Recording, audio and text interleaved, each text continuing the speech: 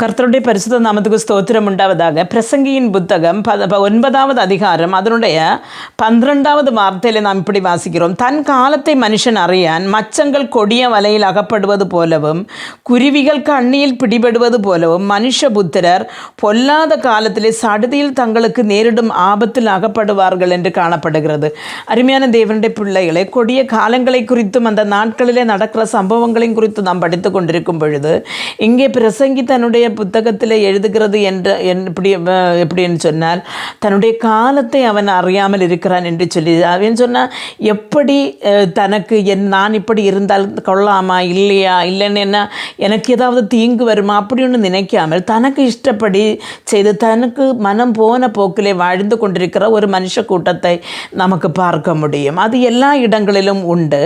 ஆனால் இங்கே என்ன சொல்லுகிறேன்னு சொன்னால், தன்னுடைய இஷ்டப்படி நீரில் நீந்தி கொண்டிருக்கிற ஒரு மீனானது ஒரு மீனவர் வலை போடும் பொழுது எப்படி தன்னை அறியாத அதில் போய் சிக்கி கொள்ளுகிறதோ, அதுபோலவும் தன்னுடைய கண்களுக்கு தெரியாமல் வைத்திருக்கிற அந்த கண்ணிகளை தெரியாமல் பறவை இனங்கள் கூட்டமாய் பறந்து வந்த அந்த வலையிலே கண்ணியிலே விழுகிறது போலவும் ஒரு மனுஷன் தன்னுடைய தீமையை செய்து இந்த உலகத்தில் ஓட்டத்தை தன் போக்கிலே ஓடி அவன் தன் காலத்தை அறியாமல் சடுதியில் அவன் அழிவில் விழுகிறான் என்று சொல்லி வேதம் சொல்லுகிறது. அந்த ஒரு வழிவு என்று சொல்லுகிறது இந்த உலகத்தில் ஒரு மனுஷனுக்கு நடக்கிறதோ இல்லையோ, ஆனால் கர்த்தருடைய வருகையில் இல்லைன்னா நாம் இறந்த பிறகு நாம் கண்டிப்பாக நன்றாக செய்து கொண்டிருக்கிறவர்கள் நல்ல இடமான பரலோகத்திலும், மோசமான பிரவர்த்திகள் செய்து கொண்டிருக்கிறவர்கள் தீமை நிறைந்த இடமான நரகத்திலும் வேதனைகள் நிறைந்த இடத்திலும் போய் சேருகிறான்.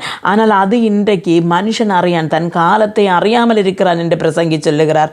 அருமையான தேவனுடைய பிள்ளைகளை, ஒரு கொடிய காலம் வரும் என்று சொல்லி அல்லது நமக்கு ஒரு நீதி உண்டு, நியாய தீர்ப்பு உண்டு என்று மனதிலாக்கி நாம் மனம் திரும்புதலுக்கு ஏற்ற கனியை கொடுத்து தேவனுடைய வசனத்துக்கு கீழ்ப்படிந்து இயேசு கிறிஸ்து நமக்கு காட்டின வழியை வாழ்ந்து ஆண்டவரே ராஜ்யத்தில் போய் சேர நம்மை ஒவ்வொருவரையும் கர்த்தர் கரம் பிடித்து வழி நடத்துவாராக. ஜெபிப்போம். எங்களை மிகவும் அன்பாக நேசித்து வழி நடத்துகிற எங்கள் தகப்பனே, ஆண்டவரே கொடிய காலங்கள் வரும் என்று உமது வேதம் சொல்லுகும் போது ஆண்டவர் இந்த கொடிய காலத்தில் பட்டு நாங்களும் அழிந்து போகாதபடி நாங்கள் எங்களுடைய மனம் போன போக்கில் ஆண்டவர் ஒரு பறவைகளோ அல்லது நீரில் நீந்துகிற மச்சங்களோ ஆண்டவர் தனக்கு இஷ்டமுள்ள இடங்களிலே பறந்தும் அந்த நீந்தியும் நடக்கும் போல ஒரு மனுஷன் தனக்கு இஷ்டமான பாதையில் இந்த உலகத்தில் ஓடாதபடி வசனத்துக்கு கீழ்ப்படிந்து நடக்கும்படியாக எங்களுக்கு ஒவ்வொருவருக்கும் கிருபை தாங்க.